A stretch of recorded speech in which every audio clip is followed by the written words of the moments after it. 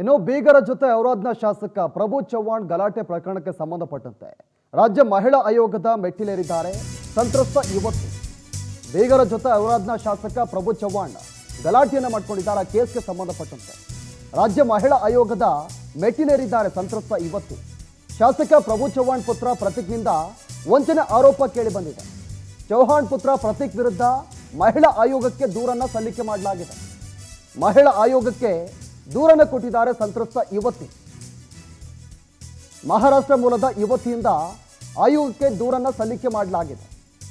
ನಿಶ್ಚಿತಾರ್ಥ ಬಳಿಕ ಲೈಂಗಿಕವಾಗಿ ಬಳಸಿಕೊಂಡಿರುವಂಥ ಆರೋಪ. ಬೀಗರ ಜೊತೆ ಔರಾದ್ನ ಶಾಸಕ ಪ್ರಭು ಚವ್ಹಾಣ್ ಗಲಾಟೆಯನ್ನು ಮಾಡಿದ್ದಾರೆ. ಆ ದೃಶ್ಯಗಳನ್ನು ಕೂಡ ಗಮನಿಸ್ತಾ ಇದ್ದೀರಾ. ಡಿಸೆಂಬರಲ್ಲಿ 2023 ಡಿಸೆಂಬರಲ್ಲಿ ಈ ಒಂದು ನಿಶ್ಚಿತಾರ್ಥ ಆಗಿತ್ತು. ನಿಶ್ಚಿತಾರ್ಥ ಆಗಿ 2 ವರ್ಷ ಕಳೆದಿದೆ. 2 ವರ್ಷದ ಬಳಿಕವೂ ಕೂಡ ಆಕೆಯನ್ನು ಆ ಯುವತಿಯನ್ನು ಲೈಂಗಿಕವಾಗಿ ಬಳಸ್ಕೊಂಡಿದ್ದಾರೆ ಅಂತ ಆ ಯುವತಿ, ಸಂತ್ರಸ್ತ ಯುವತಿ ಈಗ ಮಹಿಳಾ ಆಯೋಗಕ್ಕೆ ದೂರನ್ನು ಸಲ್ಲಿಕೆ ಮಾಡಿರೋದು. ಒಂದು ಕಡೆ ಕುಟುಂಬದ ಜೊತೆ 2 ಕುಟುಂಬದ ಮಧ್ಯೆ ವಾಗ್ವಾದ, ಗಲಾಟೆ ಕೂಡ ನಡೆದಿದೆ ಇದೇ ವಿಚಾರಕ್ಕೆ. ಹೀಗಾಗಿ ಮಹಿಳಾ ಆಯೋಗಕ್ಕೆ ದೂರನ್ನು ಸಲ್ಲಿಕೆ ಮಾಡಿರೋದು ಯುವತಿ.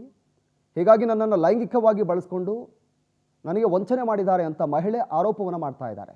ಒಂದು ಕಡೆ ದೂರಿನ ಪ್ರತಿಯನ್ನು ಕೂಡ ಗಮನಿಸ್ತಾ ಇದ್ದಾರೆ. ಡಿಸೆಂಬರ್ 25, 2023ರಂದು ಈ ಒಂದು ನಿಶ್ಚಿತಾರ್ಥ ನಡೆದಿತ್ತು. ಇಂದಿಗೆ 2 ವರ್ಷ ಆಗಿದೆ. 2 ವರ್ಷ ಆದರೂ ಕೂಡ ಇನ್ನೂ ಕೂಡ ಮದುವೆ ಆಗಿಲ್ಲ.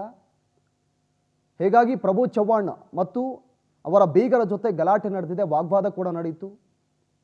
ಹೀಗಾಗಿ ಆ ಮಹಿಳೆ, ಸಂತ್ರಸ್ತ ಯುವತಿ ಮಹಿಳಾ ಆಯೋಗಕ್ಕೆ ದೂರನ್ನು ಕೊಟ್ಟಿರೋದು. ಹೀಗಾಗಿ ನನಗೆ ವಂಚನೆ ಮಾಡಿದ್ದಾರೆ ಈ ರೀತಿಯಾಗಿ ಲೈಂಗಿಕವಾಗಿ ಬಳಸ್ಕೊಂಡು. ಒಂದು ಕಡೆ ದೂರಿನ ಪ್ರತಿಯನ್ನು ಕೂಡ ಗಮನಿಸ್ತಾ ಇದ್ದೀರಾ. ಶಾಸಕರ ಪುತ್ರ ಪ್ರತೀಕ್ ಅಂತ ಆತನ ವಿರುದ್ಧ ಇದೀಗ ಒಂದು ಗಂಭೀರ ಆರೋಪ ಕೇಳಿ ಬರ್ತಾ ಇದೆ. ಒಂದು ಕಡೆ ಚವ್ಹಾಣ್ ಫ್ಯಾಮಿಲಿ ಗಲಾಟೆ ನಡೀತಾ ಇರೋ ದೃಶ್ಯಗಳನ್ನು ಕೂಡ ಗಮನಿಸ್ತಾ ಇದ್ದೀರಾ. ಮತ್ತೊಂದು ಕಡೆ 2023ರಲ್ಲಿ ಈ ಒಂದು ನಿಶ್ಚಿತಾರ್ಥ ಕಾರ್ಯಕ್ರಮ ನಡೆದಿತ್ತು. ನಿಶ್ಚಿತಾರ್ಥ ನಡೆದು 2 ವರ್ಷ ಆಗಿದೆ, ಇನ್ನೂ ಕೂಡ ಮದುವೆ ಆಗಿಲ್ಲ. ಮದುವೆ ಯಾವಾಗ ಅಂತ ಒಂದು ಕಡೆ ಅವರ ಬೀಗರು ಕೇಳ್ತಾ ಇರೋದು. ಮತ್ತೊಂದು ಕಡೆ ಈ ಮಹಿಳೆ, ಸಂತ್ರಸ್ತ ಯುವತಿ ಆರೋಪವನ್ನು ಮಾಡ್ತಾ ಇರೋದು, ನನ್ನ ಲೈಂಗಿಕವಾಗಿ ಬಳಸ್ಕೊಂಡಿದ್ದಾರೆ ಅಂತ.